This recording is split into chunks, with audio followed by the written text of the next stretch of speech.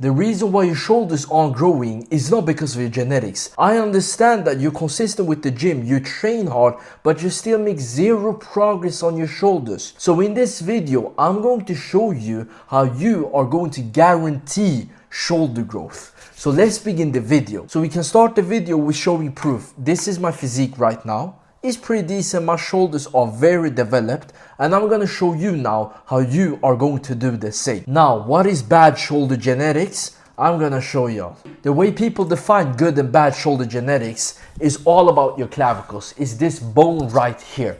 If you have wide clavicles like the guy on the right, you have good shoulder genetics. If you have short, narrow clavicles, you have bad genetics. For example, in this photo, the guy on the left has a lot more muscle mass, but the guy on the right looks 10 times better. Do you know why? It's because he has a wide upper body. His wide clavicles allows him to have a wide upper body, and that's more visually pleasing than having narrow clavicles. So having good shoulder genetics, it's not about the muscle insertion or the muscle belly, no. It's all about the clavicles. Now, can we do something about our clavicles? Can we do something to make them wider? The answer is no. So now the next question is, okay, can you still build a good physique without having wide clavicles? The answer is yes, because just look at me.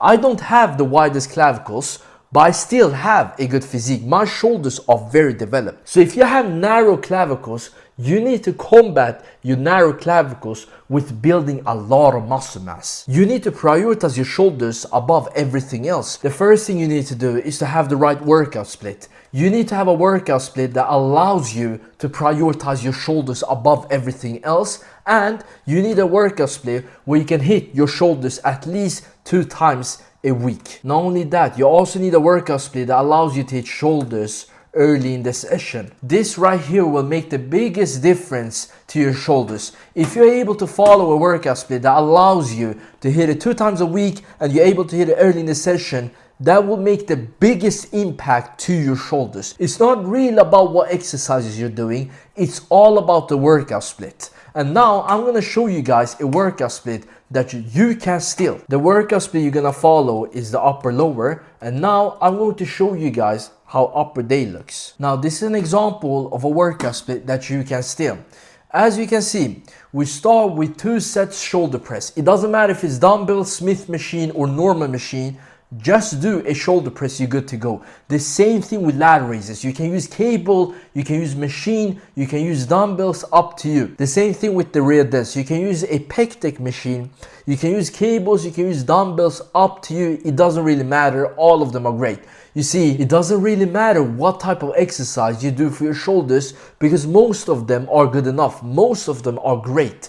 Now, what matters is when do you hit your shoulders? Do you hit your shoulders at the end of the session when you're the most tired, when you have the most fatigue, when you're not able to push the muscle to its limit, so you're not able to stimulate the muscle and grow? Or do you hit your shoulders when you have the most energy, when you're mentally ready, you don't have any fatigue, you have the maximum energy, so you can push your shoulders to its limit and maximize stimulation so they can grow? What do you think is more important? The answer is you're gonna hit your shoulders when you're fresh, when you're ready, when you just came to the gym. The reason why we follow the upper lower is because remember when I said that you need to hit your shoulders 2 times a week? Well, the upper lower allows you to hit your shoulder 2 times a week. You gotta remember this, frequency is more important than volume. It is better to hit the same muscle group 2 times a week compared to only hitting it 1 time a week with a lot more volume, and I can explain why. After every set you get tired, you build fatigue, and fatigue makes you weaker, and if you get weaker you're not able to push the muscle to its limit.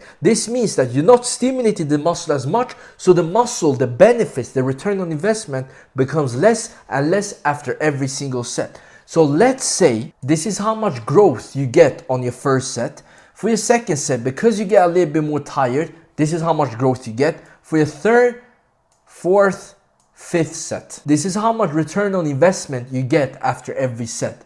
Now, if I were to show you how much mental energy you have to put in for every single set, it will look like this. The blue one is your mental energy. It's you doing this set. It's the investment you do to get this much return on investment. And as you can see, doing 4 or 5 sets for a single muscle is not worth it. You can even argue that doing 3 sets is a bit too much. That's why if you do higher frequency with lower volume, you prioritize the first 2 sets where you get the most return on investment from. By the way, if you want me to coach you to help you along the way with your training, diet, keep you accountable, all you need to do is to click the first link in the description and book a call. Okay, now you might ask me, Erdem, I understand about the workout split, I understand about frequency and prioritizing your shoulders, but I still want to know, what type of exercises do you do? How did you grow your shoulders that much?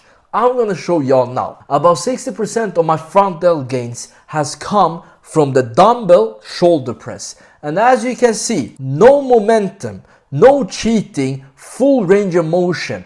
You see, what I understand is that it's not about how much weights you pick in the gym. No, it's all about how much tension you're able to put on the muscle. You see, your goal is to put all the weight on your shoulders. You don't want to use leg drive. You don't want to use other muscle groups. No, you just want to use your shoulders and a little bit of triceps because it's shoulder press. This was the first exercise I like to do for my front delts. I'm going to show you the second exercise. The second exercise is the Smith machine shoulder press.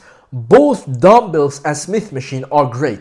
Now, I would say that the Smith machine is just a little bit better because you have a lot more stability. Exercises with more stability is usually better than exercises with no stability. But the difference is not that big, so just do the exercise you like. And as you can see, full range of motion, no momentum, all the tension goes to my shoulders. Another thing I want to tell you about the shoulder press is a lot of people underestimate how much tension you're putting on your side delts when you do shoulder press.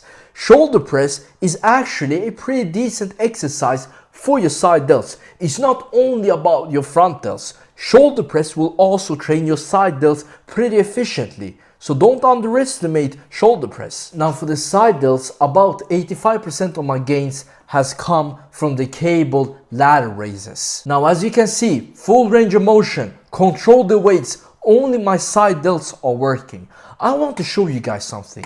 With the side delts, there's a hot debate on social media about where you should put the cable. What I want you to understand is that the further up you put the cable, the harder it will be at the bottom. When you're 90 degrees with the cable, let's say the cable's right here, you're 90 degrees. That's when it will be the hardest. So the further down you put the cable, you'll be about 90 degrees right here if you think of it this way. That's when it will be the hardest. So what should you do? Should you have the cables all the way here so it's the hardest here, or should you have cables further down so it's hard up here? The answer is put it where it's comfortable. Now a lot of people like to say that it's all about the stretch.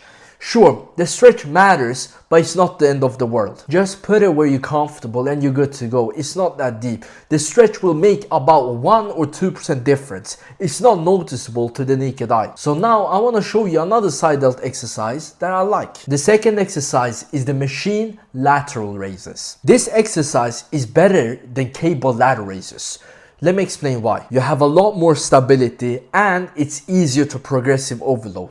Do you know how hard it is to increase the weights on cable ladder raises? With this machine, when you get a little bit stronger, you can increase the weight. The weight jump won't be that big. If you were to go up in weight with the cable ladder raises, let's say before you could do 12 reps. Now, with the new weights, you will maximum be able to do 5 or 6 reps. That's a huge difference. That's why machine ladder raises is a lot better. Now for the rear delts, this is my favorite exercise because you have a lot more stability. It's easy to progressive overload. The second exercise I do for my rear delts is the reverse cable flies. Now, you know how hard it is to actually get 2 cables. So I usually do the pec deck. But this right here is an awesome exercise. Great range of motion. Now you don't have that much stability and it's really hard to progressive overload. Every time you increase the weight, you will feel a big difference. That's why reverse pec deck fly is my favorite, but still this exercise is good. Now when it comes to your rep range, for your shoulder press, do anywhere from 6 to 10 reps. Because with the shoulder press, if you pick heavier weights with lower reps, you can still have good form and technique. But with the ladder raises, you can't have good form and technique if you try to aim for 6 reps. So what I would recommend for ladder raises, it doesn't matter if it's dumbbells, cable, machine, all of them, I recommend that you do 8 to 12. If you try to aim for 6 reps, you will have bad form and technique and you'll activate your traps too much, because you will start to shrug your traps like this while doing the reps. For your real, that's the same thing here. 8 to 12 reps, because if you try to aim for 5 or 6 reps, you will activate your traps too much. So just lower your ego and do 8 to 12 reps. Now I understand you want to pick heavier weights, but if we're being honest, with the ladder raises, you're not gonna pick 50 pounds weights. No, you will maximum pick like 20 pounds, 25, maybe 30 pounds. And that's not a lot. So just lower your ego. If you're able to take what I've said in this video,